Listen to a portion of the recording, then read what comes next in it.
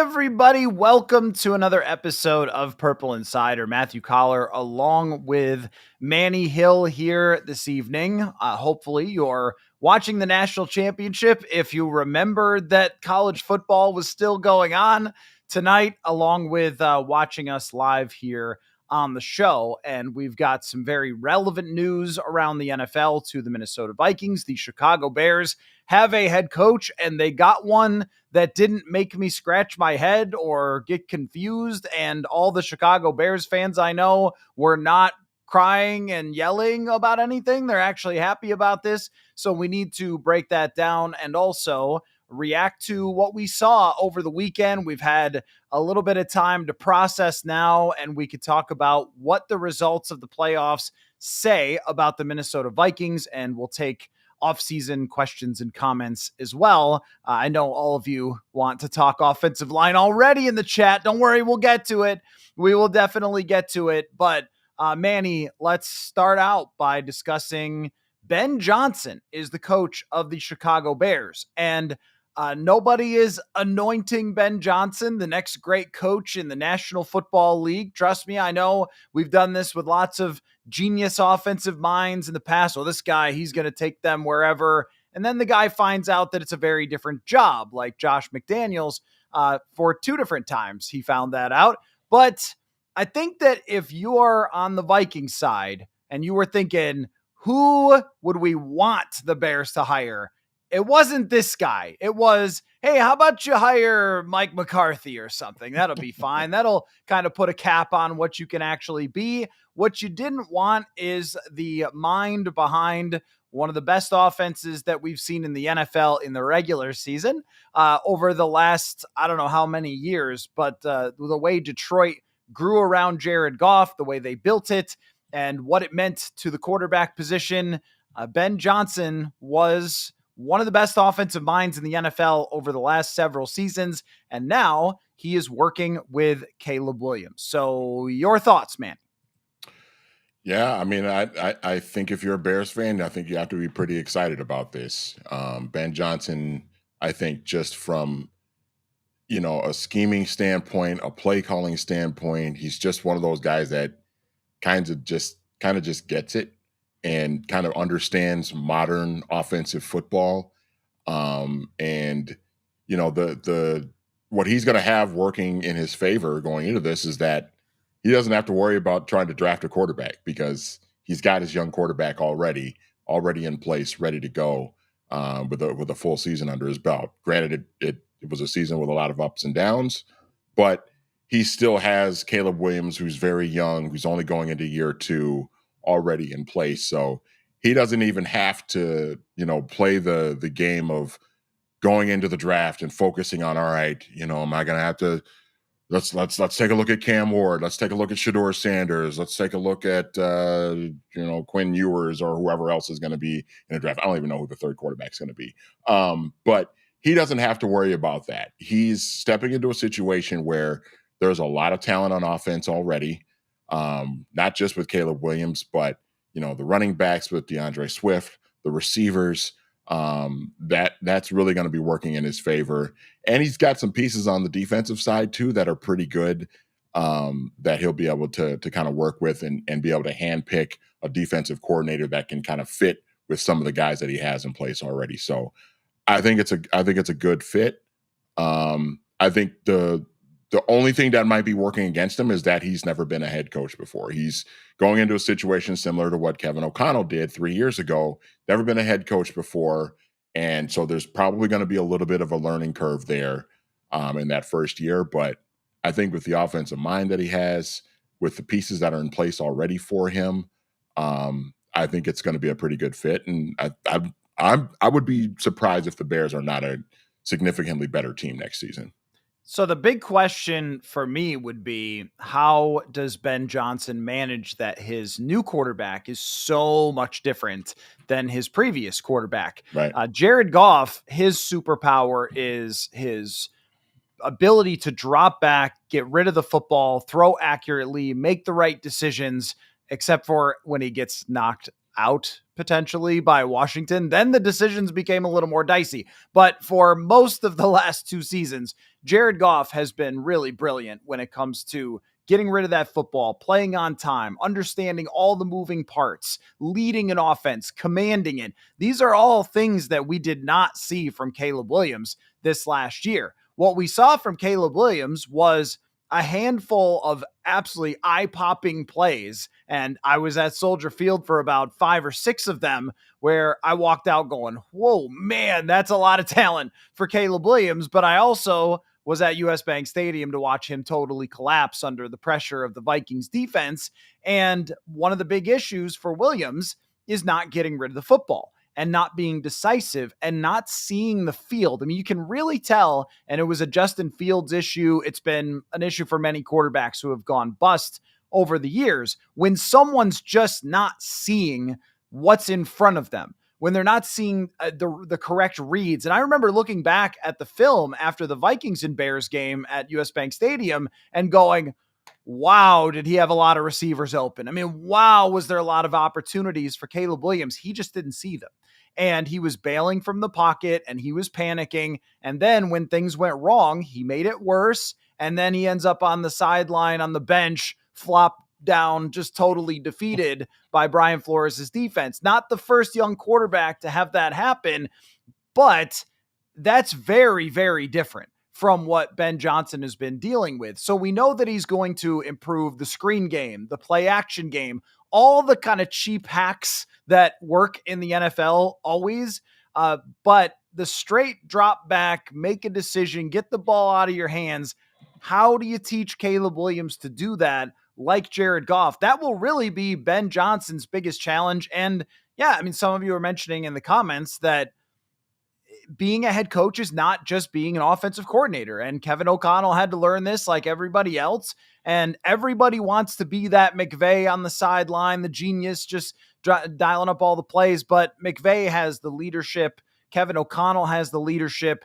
Is that the case for Ben Johnson? Because I think what we saw with Matt Eberflus was that guy knows defense. If he's my defensive coordinator, I feel great about Matt Eberflus. He could not rally the troops at all.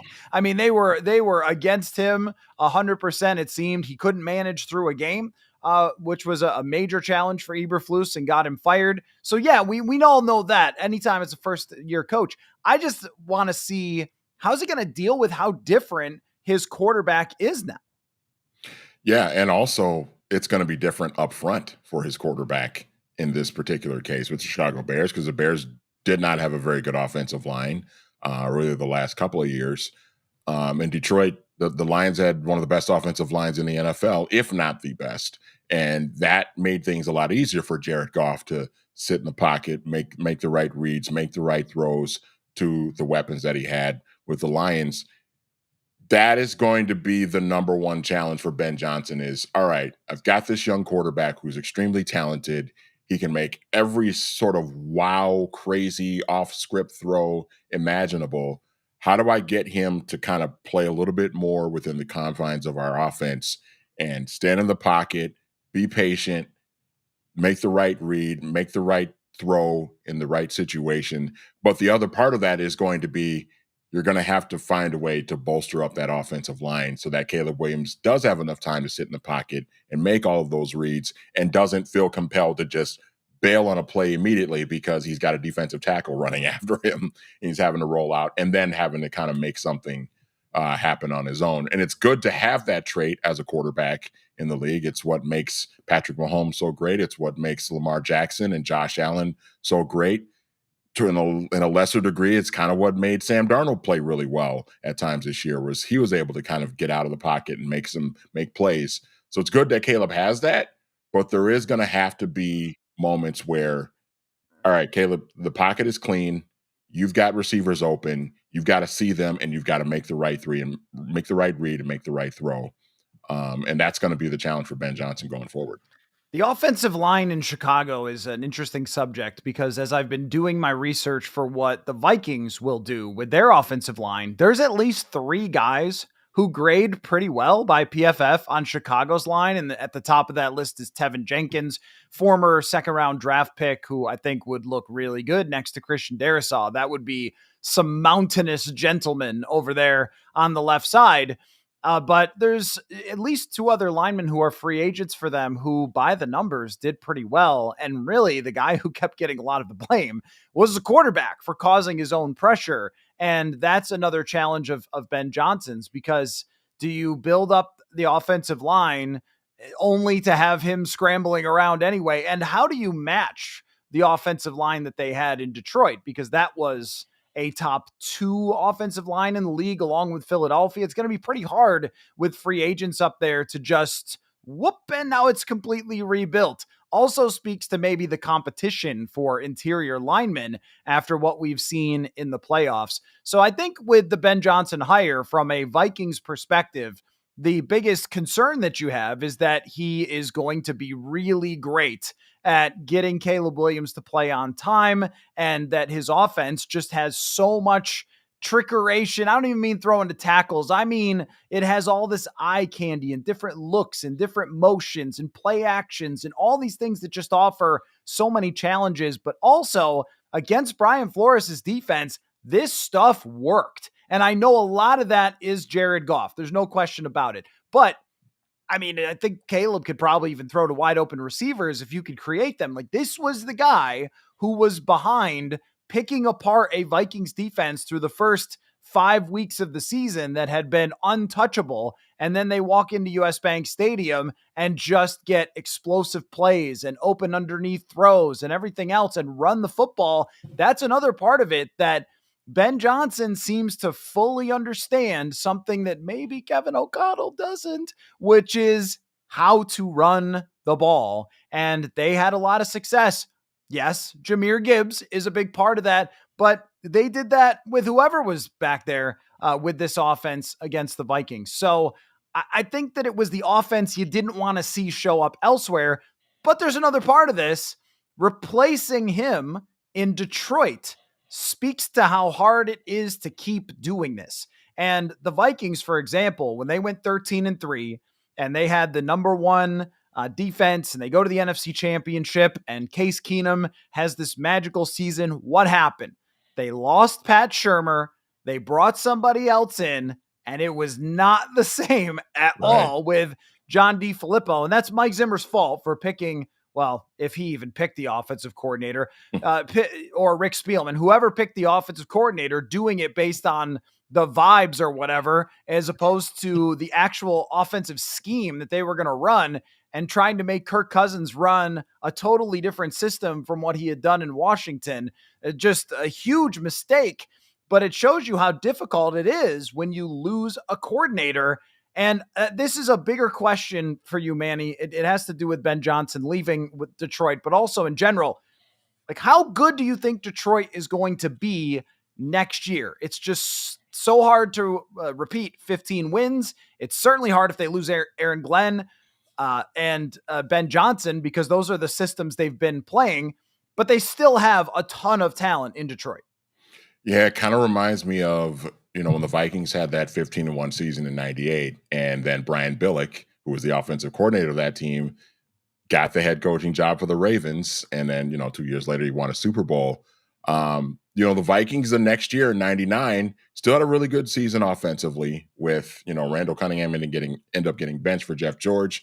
George comes in, plays very well. They go to the playoffs. Their offense was still good, but it was a little bit different. It wasn't quite as explosive and as powerful as the 98 team was. Now, some of that can be attributed to just guys being a year older, the NFL getting a full season of film on that team and being able to pick up on a few things. But as it pertains to Detroit, I mean, the Lions are going to be facing, I think, some of the same sort of challenges. Is the relationship that Jared Goff had with Ben Johnson from a play calling standpoint, that's gone now. You're going to have somebody else step in. Is it somebody? Do they elevate somebody? Do they bring somebody in from the outside? How is that going to work? And there's going to be a little bit of a growth period, I think, between Jared Goff and the next guy that replaces Ben Johnson, because those guys are just going to have to establish, even if it's a guy from within, they're going to have to establish some sort of new kind of relationship because the roles are going to be very different. So, with that said, though, with the amount of talent that they have, with Jared Goff still being in his prime, that offensive line still being intact, Jahmyr Gibbs, Montgomery coming back, the receivers, all of that stuff, there's still so much talent there that I could see a little bit of a drop off, but not so much of a drop off to where they're going to suddenly become like a 500 team and not be able to score points. There's still going to be a lot there for them to work with and still be a pretty powerful offensive team. Something that stood out to me just reading some friends that are writers in Detroit is they were talking about the schedule that Detroit has to face. And I believe every team that was playing or every team that was still alive after Detroit was eliminated is on their schedule next year. So Baltimore, Kansas City, like everybody, Buffalo, it's the first place schedule. So you've got to play the best teams, and that's going to be harder for them. I also think about when it comes to replacing a great offensive coordinator, and this is why it's a hack to have someone like Kevin O'Connell that is going to have continuity with their system year in and year out, is that, how the band Queen is still out there playing shows and you're like, yeah, okay, that sort of sounds like the singing, but it's not really Freddie Mercury. It feels a little bit of the same way with an offensive play caller where he can try whoever they hire to decide to, do the same offense and implement the same things. But it's not quite the same as the guy who masterminded you to well over 500 points this year, which is a hard thing to do. But whoever the OC is, I mean, that person is just inheriting a throne of gold. They've got everything still there. And then on the defensive side, are 16 people going to end up on IR again? Probably not. Right. I'm guessing that Aiden Hutchinson will play next year and McNeil's going to be back. Poor Amik Robertson. I was so impressed with him against the Vikings, and that guy's been good and just never really got a lot of credit for it. Finally was starting to get some attention, and he breaks his arm on like the third play of the game. Every one of those injuries, the one guy hurt his jaw, Carlton Davis, like, well, how does that even happen? So the wreckage that went on, what's that series of movies that used to get released around Halloween where people would die in the craziest ways? What was that? Saw. And then there was another one that was like, I mean, I guess that's kind of all movies that get released around Halloween. Somebody tell me it's not Saw, but it's one where Final Destination, I think, is what it was called. Oh, yeah. Like, okay. Yeah. So that was like their defense this year. It was just like Final Destination, where every single player had something crazy happen to them. And if that doesn't happen next year, they should have a much better or much healthier defense down the stretch. So I don't see Detroit as going anywhere, but I do see it as being harder. And I also think that when we talk about the NFC North, all of them, eliminated right out of the playoffs. Maybe the AFC South helped everybody. I started to have that thought. Were they? I don't think that there was fraudulence, but I think 14, 15 wins for the Vikings in Detroit. I think it may have been a little assisted, and that the strength of these teams was different than what their actual win totals turned out to be. Or maybe that's just hindsight. How do you see that? Well, I mean, if you think about it, next year, the NFC North is going to play, I think, the AFC North, if I'm not mistaken. So that's Lamar, that's Joe Burrow, who cares who the Pittsburgh quarterback is? That's going to be tough just going up against that team, especially Tommy Maddox, Neil Bobby O'Donnell. Brister. Neil O'Donnell. But yeah, so I mean that's just going to be a tougher division. I mean, the Browns might still end up being kind of a bye week, but those other three teams are going to be tough teams to beat, and so the schedule is going to be a little bit harder, and that's where I think every team in the NFC North is going to have to think about finding ways to bolster the roster. And that's the other thing I saw in the chat. Somebody said the Lions have almost $68 million in cap space. Now, that's just like not fair. A team that's that good already has even more money to spend. Now, I don't know how many free agents on their own roster that they have that they're going to have to repay if they want to bring them back. But all three of those teams that made the playoffs in the North, and the Bears included as well, they're all going to have to get better because the schedule is going to be much more challenging, and you might not see. You're probably not going to see two teams win 14 games, another team win 11 games. I mean, it might be, a 12-5 type of record that wins this division, and the Vikings, and maybe it's the Lions, and then the Vikings and Packers are, 10-7, 11-6 type of teams, just because the schedule is going to be more challenging. They do have quite a few free agents, which is probably making up some of that number. Carlton Davis, remember when they signed Marcus Davenport? Kevin Zeitler is another guy who was great for them and then got injured. A couple of wide receivers. That Dan Skipper is going to get a 5-year contract, $40 million a year probably for them.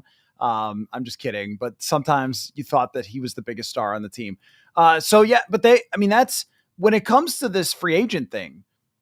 The Vikings have a great argument because of the environment that they create for free agents to come here. But they're not the only team. With the way the salary cap has shot up, they are not the only team going into free agency saying we need to bolster X, Y, and Z, and we're going to be looking to spend on whatever it might be. There's going to be a lot of teams that also have the same plan in free agency, which is why it's not the easiest plan all the time. They were able to pull it off last year, getting Cashman here, Van Ginkel. There's some connections with those two guys. Cashman is from here. Van Ginkel played under Brian Flores, and they outbid everybody for Jonathan Grenard. But it's just not always a guarantee when you go over those free agent lists that everybody actually even gets to free agency. Right. A lot of those lists get chopped by a third by players re-signing with their teams after they go to the NFL Combine and they negotiate with agents there and meet with agents, and then they re-sign guys. So it's a little bit harder than just pulling up the free agency tracker on overthecap.com and going like, okay, we'll take this guy, this guy, this guy, this guy. And that's going to be a challenge for the Vikings. They're going to have to spend to bring in free agents because they will be competing with teams like Detroit.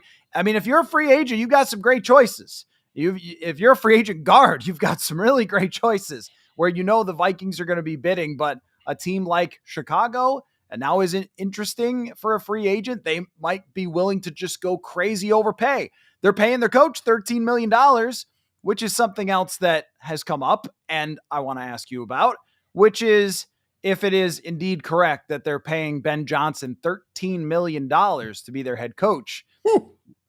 What's Kevin O'Connell worth? And it's probably good that there's no salary cap for coaches with Kevin O'Connell. What is he worth going into a negotiation if Ben Johnson is going to get that much? I mean, if you're Kevin O'Connell, you got to be looking and saying, look, man, that guy got $13 million a year, and he has not coached. He's not been a head coach for a single game in the NFL yet. I've got, 14, 13 plus 7, 34 wins in 3 seasons.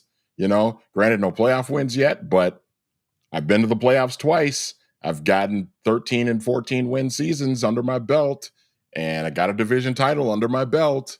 Like, what's up? Come on, Ziggy and Mark. Let's talk here. Let's have a conversation. Yeah, I mean, I think Kevin's got a great argument to bring to the table now, to just say like, hey, I look at what we've done.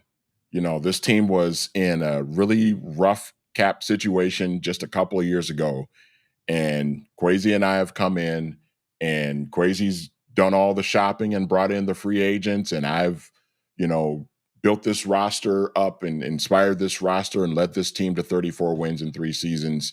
And we've got a young quarterback here that we want to invest in to be a big part of our future.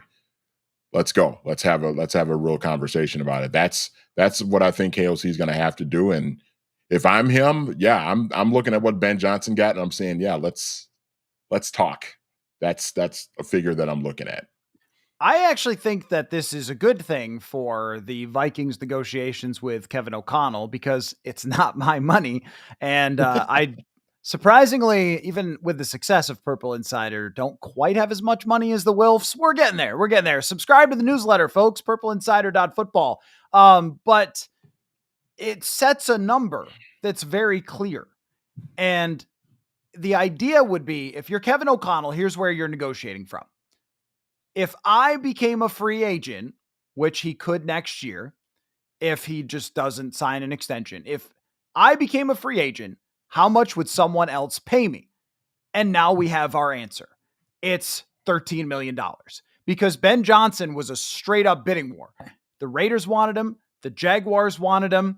Hey, shockingly, Jaguars, no one wants to work with Trent Baalke. Great work, but that's someone else's problem. Luckily, I don't know why they continue to roll back the same GM and just have the same results. Not the point. So you got three teams who wanted Ben Johnson. There's a bidding war. And the team that has it work out pays $13 million. If you're Kevin O'Connell, you're going, okay, well, a little bit more than that, because next year there will be 7 other teams that are looking for coaches. They'll look for somebody proven, and they'll have a bidding war if Kevin O'Connell were to go out in the free agent market, and someone will pay him $15 million to do it. And there's your number. And because there's no cap on coaches, this doesn't really matter to us, the number that he gets, other than, wow, what are you going to buy with that? But aside from that, it really doesn't matter. And the Vikings have this enormous coaching staff. The Wilfs have never been cheap. They have always been willing to pay out for whatever it might be. They continued to pay Mike Zimmer for a year after extending him, or was it even 2 years, I think, after extending him, maybe just a year with his contract. But, they were paying 2 coaches at the same time. So I don't think that they're a cheap ownership when you look at the way they pay players and all those things. And if indeed Andy Reid makes $20 million a year, Kevin O'Connell can't make that argument, because that man's got the rings and he's an NFL icon, all-time great coach. You're not there.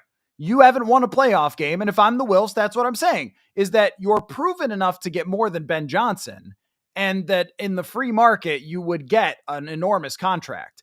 But you're not going to get the same as guys with rings. And I think that that is probably fair. I just feel like this is a fairly straightforward negotiation with him. Where it is a little bit interesting is if you pay your head coach $15 million, I guarantee you're not paying your general manager $15 million. And the second contract for these leaders, if assuming they're going to go forward with both guys as they should, how does the dynamic work in the second contract as opposed to the first, where both Kwesi Adofo-Mensah and Kevin O'Connell were completely unproven, but now you're going to have a top 5 highest paid coach and a general manager who I think everyone will ask, like, who's got the power? Who's calling the shots? Is it Kevin O'Connell that has said, I am the captain now, I run this boat? Or does the power still get distributed equally in a collaboration situation? But does Kevin O'Connell want that, or does he want more roster power? I'm always just intrigued by these things, because when anything in the environment changes, something is going to be different. There's going to be some kind of ripple effect. And where does it all go from here? So I think that part is interesting. But speaking of O'Connell, Manny, if you were to watch the divisional round games and see who's going to the conference championship, and then Kevin O'Connell called you and he said, Manny, man, I love that Monday and Thursday live stream. What do you think I should learn? He talks with his phone, with his headphones on. Actually, it's a strange thing he does, just like this. What do you think I should learn about coaching my football squadron from watching those divisional round games, Manny? What do you think? That the short passing game can do you a lot of favors when you don't have an offensive line that is of an elite level. Even in the case of having a mobile quarterback that can get away from pressures and extend plays like a Jaden Daniels has been able to do in Washington, you could see like Cliff Kingsbury still implemented a lot of plays where Jaden Daniels was able to get rid of the football very quickly, wasn't holding on to the ball too long. Now, in certain situations where he did hold onto the ball a lot longer, sure, Jaden Daniels is a terrific athlete. He can escape and extend plays and roll out and make things happen and take off and run. And that's all good. That's what makes him fantastic. And oh, by the way, that kid's going to be scary to watch for the next decade.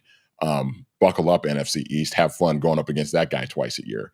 But still, the short passing game, I think, still has a lot of value in today's NFL, especially when you get to this point of the year where defensive lines are just wearing out offensive lines. These guys play so many games during the season, the bodies get beat up, and sometimes you're just going to run into a situation where your offensive line is not going to be able to just stonewall a defensive front, especially a defensive front that we saw yesterday in Philadelphia and on the opposite side with the Los Angeles Rams as well. Just, even in the case of Kansas City on Saturday against Houston, they got after CJ Stroud a lot with Chris Jones and Karlaftis and those guys. That front four, that rush, that pass rush, a lot of times this time of the year is just going to overwhelm your offensive line. And do you have the right scheme in place to be able to have your quarterback get rid of the ball quickly? And that's something I think KOC is going to have to learn and evolve. And he's a smart enough guy. I think he can do that, but it's kind of a thing like eventually we're going to need to see it, because both times where you've gotten when you've gotten to the playoffs, Kevin, you've kind of been undone by the pressure that the opposing team's defensive line was able to put on your quarterback, and your quarterback just not being able to make a play because he just couldn't get out of that pressure and couldn't handle it. So whether it was Kirk Cousins or Sam Darnold, that was kind of an issue. So that's definitely something that KOC, I think is going to have to what Kevin look at. O'Connell has to understand is that when you get to the playoffs, there is no guard that you can sign in free agency who's going to make you be able to stop the Rams pass rush. And it's the Rams now, but it was the 49ers before. And we saw this in 2019, where the Vikings offense in 2019 was good. I mean, that year, Gary Kubiak, Kevin Stefanski, Delvin Cook, they built off the run. They hit deep shots. They were a legit offense. They were top 10.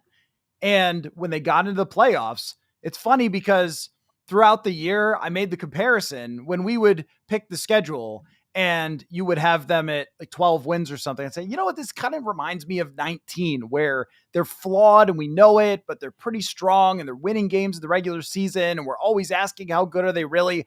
And it turned out the same exact result, which was a nasty, nasty defensive line. Because I think in 19, they would have had Bosa, but also they would have had DeForest Buckner, who just ate the Vikings lunch. And it was the same problem. And then, of course, we went, well, if only you had invested more in guards. And that sounded great until I watched Rams-Eagles. And here's the Rams just destroying the Eagles in pass protection. Mekhi Becton, who is a top free agent and is 6'20" and 7,000 pounds, is getting run over by these beasts. And not only getting run over, but something that has really stood out to me, Manny, in the playoffs and really this year with great defensive lines, is these rush plans are so complicated that offensive linemen just can't pick through them. The play where Jared Verse got back, Becton's trying to block, and Verse comes out in some sort of inside rush and just drills the guard and then goes to the quarterback. The Vikings have been doing this too with blitzers, where you don't even rush the quarterback straight up the field. You're going and hitting a guard to try to create a lane for somebody else, and it worked great for the Vikings. They got 49 sacks. If teams have any idea what they're doing up there and they're throwing stunts and twists and blitzes and everything else, you're just not going to be able to stop them in the playoffs, period. And I don't think it's any shock that the quarterbacks who are in the Final Four are the best escape artists, the best runners. I mean, Josh Allen and Patrick Mahomes are just legends of the game when it comes to scrambling, playmaking. How about the other day, they sent a corner blitz and the guy grabbed onto Josh Allen, and it was like you, when you're a little kid, grabbing on to your parents' leg and just being dragged across the living room. Like, that's what it looks like. They can't sack him. And the Lions, they sent a corner blitz, and Jaden Daniels, who has eyes in the back of his head, he just ran away from a corner at full speed and escaped. You got to have answers. And the Vikings are not, no matter who their quarterback is, going to have that kind of answer. So where does it come from? Well, Saquon ran for 200 yards. The Vikings had a couple good runs against the Rams, but they never would stick with them.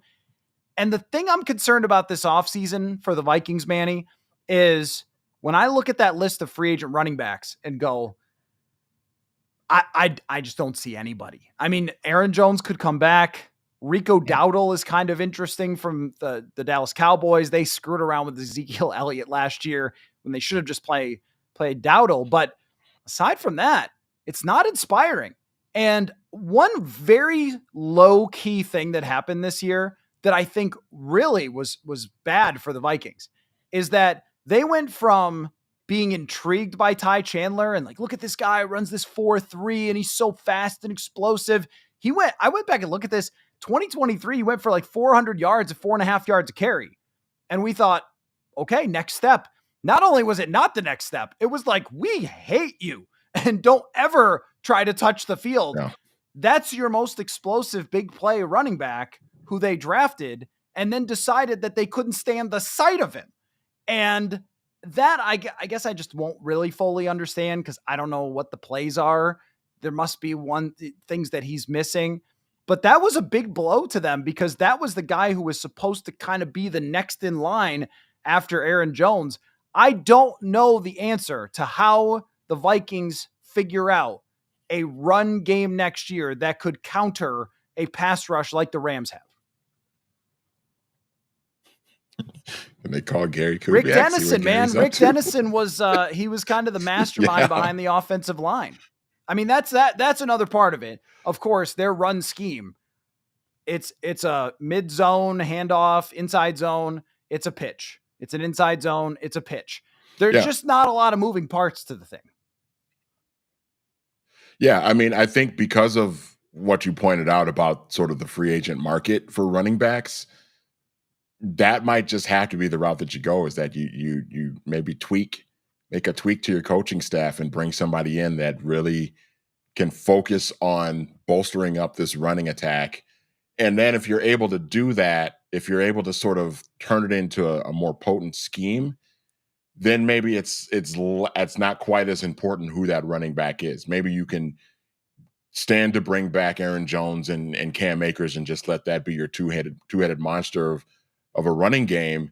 And if you've implemented a more conducive running scheme that can have those guys have success, then you don't have to worry as much about what the free agent market is going to be like for running backs. But to that point, I mean, because the market is kind of dry, how much money are guys like Aaron Jones and Cam Akers going to want? Because those guys enter free agency, those are going to be some of the top names available, and they might tend to get a little bit overpaid, and it might be sort of priced out of what you're willing to pay for a running back. And then now you got to start, dipping into sort of a bargain bin of free agency, or you might have to invest a draft pick or something, in like the 5th round or something on a running back. And I don't know if you really want to do that with some of the other needs that you have. So I think that's going to be something we're going to have to look at, is just, can we make a tweak to the coaching staff to sort of change things up a little bit with our run scheme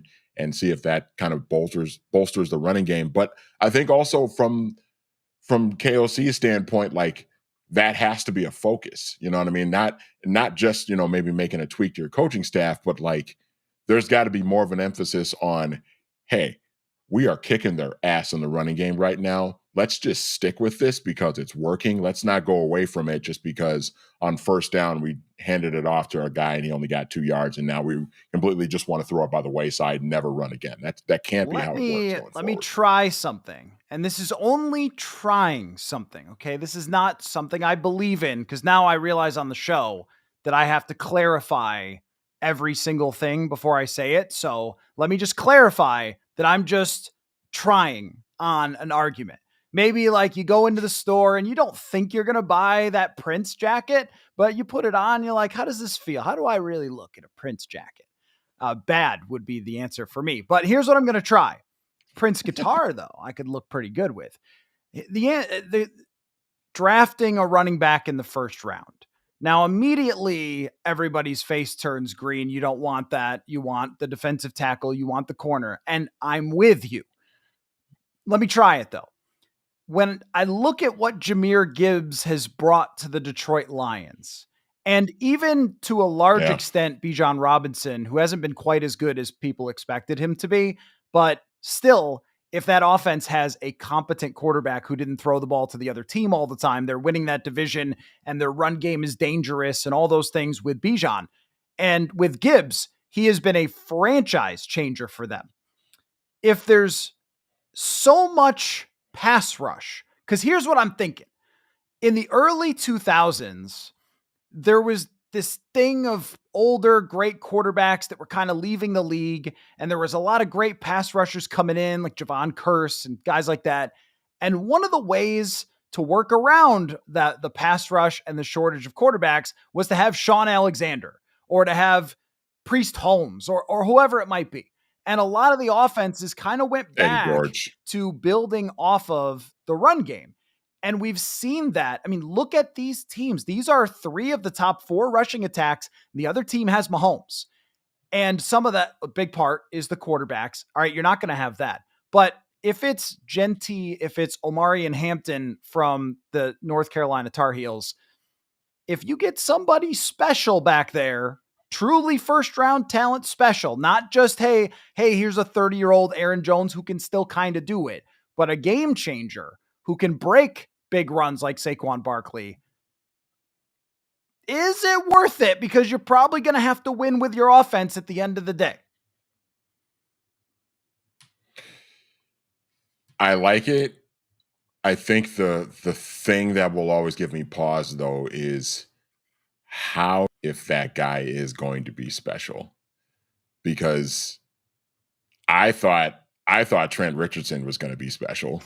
Just watching him at Alabama, you know what I mean? And then he was he the 3rd pick in the draft? And he was gone and out of the league in just a couple of years. He just wasn't good at all. So that's the hard part. But every once in a while, we talk about Jahmyr Gibbs and how special he is as a talent. Obviously, Vikings fans know how special a talent Adrian Peterson was. I mean, the Vikings had already signed Chester Taylor in free agency the year before, gave him a 4-year contract. The Vikings had a running back already, and Chester Taylor was coming off like a 12 or 1,300 yard season as well in his first year with the Vikings. They drafted Adrian Peterson anyway because he was special. Now, Adrian's a little bit of a different case because I think it was as clear as day to everybody that Adrian was just different. He was built different. We had never seen anything like him play that position. So it was a little bit easier to tell that he was going to be, a Hall of Fame caliber, just a special player. But I think nowadays it's kind of it's harder to tell like that guy that's going to be just special. I mean, I thought Jahmyr Gibbs would be pretty good. I didn't think this kid's gonna, if he keeps doing this, he's gonna be wearing a gold jacket. Like, this guy's unbelievably good, unbelievably explosive. That's gonna be the real challenge, though, is just the idea of it seems right, but it's hard to tell because unless that guy's gonna be special, it's not something that you really ever want to do. Right. And that kind of goes for a lot of those types of positions where people have praised Brad Holmes for that pick. They praise him now, but on draft night, they were perplexed by it because if the guy doesn't become great, then you just spent a pick on a position that you can replace pretty easily. I think that I've started to evolve in my thinking about the running back position as the game is evolving and as teams are playing 2 deep safeties all the time. Against Justin Jefferson, they're not going to suddenly start bringing safeties up into the box. I promise you, you're going to face 2 deep every single time. And the fact that they haven't been able to run with the way defenses are playing them is even more of a failure. And not to mention that even their yards per carry looked okay for Jones and Akers. But if you never run in short yardage situations, your yards per carry is going to look a little bit better. Anyway, but I've started to evolve with the way defenses and defensive lines are playing, because with all these stunts and twists and blitzes, if you catch them in one, that's where big plays happen. And I think that's what happened on one of those Saquon big runs. Was they brought everybody up to the line of scrimmage. They start rushing from one side, and then, oh, whoops, we left a wide open gap for him to explode through. So I think that there is more value now at that position than there was, if and only if you have everything to support that. If you draft a Bijan Robinson hoping he can be your offense, no, that's not going to work. But if you have a Jefferson, an Addison, a Hawkinson, and they need to build an offensive line who can block for this, but Darisaw is there, get Tevin Jenkins or Trey Smith or whoever it is, and suddenly that guy can come alive. The problem is, though, with that position is if you draft one in the first round and you ignore corner and you ignore guard and you ignore defensive tackle, and that guy turns out to be just okay or average, I mean, he's got to be great. That's like what you're saying. If you draft a corner who turns out to be average, you're like, great, we drafted a starting corner. He can play. If you draft a running back in the first round and he doesn't turn out to be great, then you are going to look like a fool. And it's hard to see Kwesi Adofo-Mensah going from like making a lot of mistakes in the draft and so forth in recent years, and then saying, you know what I'm going to do? I'm going to draft the position everybody says you shouldn't draft in the first round. It's hard to see happening, but I think the value on the upside is a lot more than it used to be when we talked about don't ever draft these guys. Well, and that's where I'm struggling with somebody like Ashton Jeanty, who I like. And obviously the numbers at Boise State this past year were tremendous. And he was a Heisman candidate and he was great, put up all those numbers. But the other side of it is he did it in the Mountain West. And then you get to the college football playoff and he's going up against a team like Penn State, a really good defensive team, and they completely shut him down. So now you're kind of wondering like, all right, well, this guy was a great college running back and he might be pretty good in the NFL, but is he going to be special? That's where I'm kind of wondering. And I don't know. I'm not saying one way or the other as far as Ashton Jeanty is concerned. I just don't know. You know what I mean? Sometimes you just have to let it kind of play out and see. And we see guys get drafted in the second, third, fourth, fifth round as running backs and end up having really nice careers. So I don't know what Ashton Jeanty is going to be like as a pro. And that's kind of what makes it scary about taking somebody like him potentially in the first round, is that you just don't really know how special and great he's actually going to be. And if you had 18 draft picks in the first couple of rounds, then that would be fine if they were going to do that. And that's something that gets forgotten about that Detroit is, hey, look, I just want to say the tanking for some teams has really worked, and Washington is one of them. And it also was part of them drafting Jahmyr Gibbs, because when you have 8 other picks in the first 2 rounds, you can take a luxury type of pick. You could take the best playmaker with the football out there, even though you're going to get criticized, because you've got another first rounder and 2 early seconds or whatever they had that year when they took Laporta and Campbell and Brian Branch. What a draft for them. But they also had 1 million picks to use, which the Vikings don't have 1 million picks. So now you have to try to get somebody who's a foundational player. And this is where I wonder what Kevin O'Connell's opinion on that would be, because the last great running back for the Vikings was a high draft pick, and that was Dalvin Cook. And the last great running back before that was a high draft pick in Adrian Peterson. And when there was a run of guys who had been 5th round picks or undrafted guys who popped up and were great running backs, I think we all said like, oh yeah, you could get them anywhere. But things do change. And recently, the higher paid running backs, Henry and Barkley and Jones to some extent, were all really good this year. And the draft picks have been major impact players. and it may have just changed the landscape. So just putting that first round running back jacket on, I didn't think that it was quite for me, but I also didn't think I looked as bad in it as I would have expected. I still think that defensive tackle, and this is another takeaway from what has happened in the playoffs, interior rush is just Yes. an absolute menace to deal with. And Yes. if you've got it, then you have your weight in gold. And whether it's free agency or whether it's the draft, it's gotten exhausting. And look, credit to people like Bullard and Tillery. They gave them their money's worth in spades this year. Top run defense, like all credit to those guys. That's $1 million for a defensive tackle who gave you a ton of snaps and did their job and moved bodies and stuff. Like Jonathan Bullard doesn't get enough credit. You need somebody to get in that backfield and to penetrate on the line. And I think that really helped a team like Washington in the playoffs. And it's helped Philadelphia. Look at Jalen Carter. Absolutely. Jalen Carter was a monster yesterday. He won the game. He won the game for them. Like that's the type of player that they need to focus on. So if they got to the draft and what do they have, 24th pick, you get to number 24 and it's the top DT versus the top running back. I'm going to take the top defensive tackle. They're just so hard to replace. And I also think that there will be good running backs in the third round that might be the sweet spot for that. But I just think if you have that defensive tackle, you are an absolute problem for everybody that you face. 100%. I mentioned Jalen Carter. You talked about, Jared Verse for the Rams.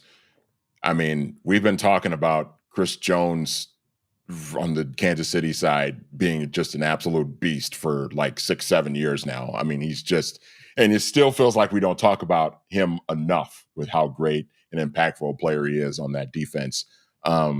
But yeah, I mean, that was one of the things that you and I kind of talked about a little bit low key over the course of the season. But as we're watching things kind of play out for this Vikings defense, and we saw moments where they would kind of get gashed by Jared Goff, Matthew Stafford, Jordan Love at times in games, you're kind of left thinking, man, Van Ginkel was close and couldn't quite get there. Imagine if they had a defensive tackle that could just be an absolute menace, that could just push back the opposing team's center all the way back right into the face of a quarterback and just disrupt things and make things happen. Even if they're not actually finishing and getting sacks, you're just making it harder for a quarterback. And for those quarterbacks that you're going up against that aren't quite as mobile, guys like Jared Goff, guys like Matthew Stafford, we kind of saw, like with Stafford yesterday, we saw what that kind of has, what kind of impact that has on even a guy like him who has been dialed in and has been really a really good quarterback with Sean McVay for the last 4 years. You get Jalen Carter in his face, and even Matthew Stafford can't do anything with that, and it showed yesterday. So, yeah, I mean that's a position I've been looking at for this defense for a long time, of just get a guy that can be the Akeem Hicks for somebody else for once in our lives of watching Vikings football. How many times have we seen these guys wreak havoc on Vikings offensive lines, interior, the center, the guards, just getting plowed over by these guys? It would be nice to see the Vikings have a player like that of their own. Okay, so every Monday you have picked the schedule or picked the playoffs. We've got 2 games left for you to do. But first, this show has sponsors, which is great. And again, if you want to support the show, the newsletter, I've just started releasing my Future of the Vikings series. Quarterback is today. So go over to purpleinsider.football. Every day for the next 2 weeks, there will be a different positional analysis, free agent options, draft options, cap space, all that stuff that you like. So go over there. It is the Future of the Vikings series, purpleinsider.football. Also, this show sponsored by Hims. And look, if you're concerned about the old hair loss, which does happen, and I'm a hat guy for a reason. So if you are too, then I may have a solution for you. Called Hims. If you've lost your hair, it doesn't mean that you can't find it again. Try Hims Hair Loss Solutions, and you'll be joining hundreds of thousands of subscribers who have also found their hair again. Hims makes treating hair loss simple with clinically proven ingredients that can regrow hair in as little as 3 to 6 months. All you have to do is choose from your personalized chewable oral or serum treatments and find what works best for you. The process 100% online, no uncomfortable doctor visits. And so you could start your free online today with hims.com/purple insider. That is hims.com, HIMS/purple insider to get your personalized hair loss treatment. hims.com/purple insider. Results may vary based on studies of topical oral minoxidil and finasteride, and prescriptions required for an online consultation with a healthcare provider who will determine if a prescription is appropriate. Restrictions apply. See website for more details. Again, hims.com/purple insider. And I've got some exciting news, Manny. I'm sorry for the hair loss thing when you're co-hosting the show. It's over for you, but it's not over for everybody. Okay. If you're on the edge, but as halfway through that read, I was like, man, he's just probably smiling at me because even as you were reading, I kind of dipped my head down, was kind of pointing like, yeah, it's been a wrap for me. I'm 40 now. It's been a wrap for me since I was like 25. So it's all good. The bald and beard is good for you. But anyway, so here's the other news from one of our sponsors. I was a winner in wild card weekend. I didn't even realize it until I just checked. I won $6 in a wild card weekend fantasy on Underdog Fantasy. You know what? No matter what the number that pops up, when you see it green, you won. I'm like, all right, let's go. I get jacked up anyway. So I was a winner on wild card weekend over at Underdog Fantasy, the easiest place to play fantasy sports. You could do the pick'ems. I actually did a fantasy draft. There will be many, many more of those and tournaments. I also finished in 94,000th place on one of their tournaments, which got me $9. So I did that as well. But hey, that's the type of, that's what I like about it, right? You don't have to break the bank to play over at Underdog Fantasy. So sign up with the code PURPLE over there, claim your special pick and first time deposit offer up to $1,000 in bonus cash. Must be 18 or older. Terms apply. Concerned with your play, call 1-800-GAMBLER or ncpgambling.org. So, Daniel says that $6 buy some Diet Dr. Peppers. That's true. Feel free to sponsor the show, Diet Dr. Pepper. All right, let's pick these games, Manny. Let me get you some music here, and we can decide who we think is going. And we'll have a lot more on this, of course, on Thursday night. Pick them. So, Buffalo Bills, my friend. What a time to be alive at Arrowhead. Who do you think wins that game? This is like Brady and Manning going up against each other in the playoffs. It just this happened a million times with Mahomes and Allen now. Listen, a few weeks ago, I picked the entire playoff schedule and I had the Buffalo Bills in the Super Bowl. And I know just last week I said I'm not going to pick against Mahomes, so I'm kind of talking out of two sides of my neck here, but I'm going to go with the Buffalo Bills. I'm going to take Buffalo. I think at some point it's like, and I kind of said this last year too, it's kind of like, if you don't do it this year, Buffalo, when are you going to do it? So I think this is as good a chance as any for Buffalo to get it done. Kansas City has just been getting by. They're such a great team. There's just such a great culture there and leadership and coaching and Mahomes being great, Kelsey being great. But they've just been getting by, even for as well as their defense was good this past weekend. Houston was kind of hanging around. They were kind of there, and a couple plays here, a couple plays there. It might have been a different finish. Something feels kind of special about this Buffalo Bills team. I don't know what it is, but I'm going to ride with them, and I'm going to pick the Bills to go to the Super Bowl. This is a tough one because the Bills' defense is banged up, and they had a few more guys from that game get hurt. And in the second half of the game, Lamar moved the ball.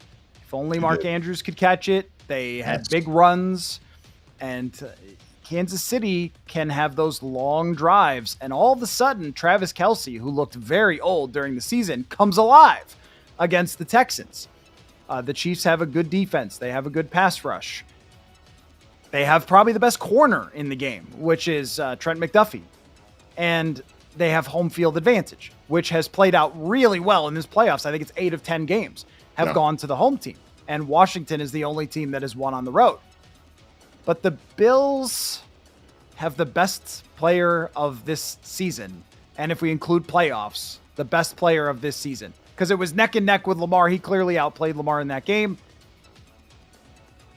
I don't know. I think that they could play with them. They beat them earlier this year. They can play with them.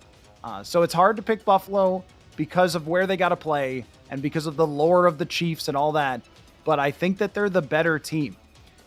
On the NFC side, can Washington pull off the improbable against the Philadelphia Eagles in Philly, which the fights in the stands are going to be wild. Wild.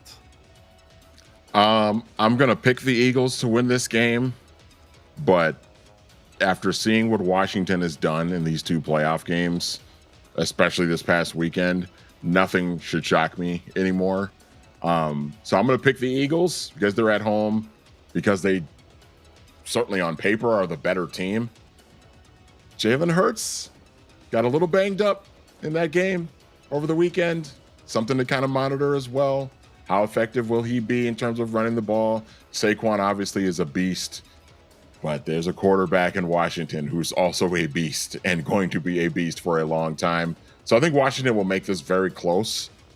I think Washington could even have a lead in the 4th quarter of this game, but I think something's going to happen that's going to work in Philadelphia's favor. Saquon's going to break off an explosive run that's going to ultimately put them in the Super Bowl. So I'm going to take the Eagles. I think what this one comes down to, and this is the worst analysis I'll give of the year, is does Jalen Hurts protect the football? Yeah. Because it was a little bit wonky there with the Rams game, and he took a ton of sacks. He didn't turn it over, but it didn't look good. And something has been wrong all year with him and A.J. Brown. He could not find A.J. Brown in that game. And if Matthew Stafford completes one more pass, or if they throw a flag, if that throw is closer to Puka Nacua, they throw a flag because it was a clear grab by Darius Slay. If they do that and the Rams win that game, then we are talking about what the heck happened with Hurts and A.J. Brown and why can they not connect anymore? That's a concern for them, is that their passing game was just mid this year. It was middle of the pack in the NFL. Washington had a top-notch passing game and has a quarterback who can scramble better than Matthew Stafford. Now, the weather suddenly becomes a thing. The weather was a huge factor in the game. If there's another snowstorm in Philadelphia, which, by the way, real quick, worst opinions that I saw on social media of all time about snow games. Well, how can a league that's worth $700 billion come down to who slides around in the snow bed? Oh my gosh, this is football, my friends. This is football. It's great. What are we talking about here? That was magical. It was so good. Anyway, I like the cinematography of it with the snow coming down and people are fumbling and hitting each other. What are we talking about here? The scene in both games yesterday were absolutely gorgeous. In Buffalo too, it was just beautiful to see that snow and just seeing elite talented quarterbacks play in that weather and conditions as well. It was great. I loved it. We can't just make everything perfectly fair. And somebody sent me a tweet because I was kind of making fun of people like that. And they're like, well, it's not even or whatever. I'm like, look, you're not going to convince the person who grew up in Buffalo that playing in the snow is bad. This is great, okay?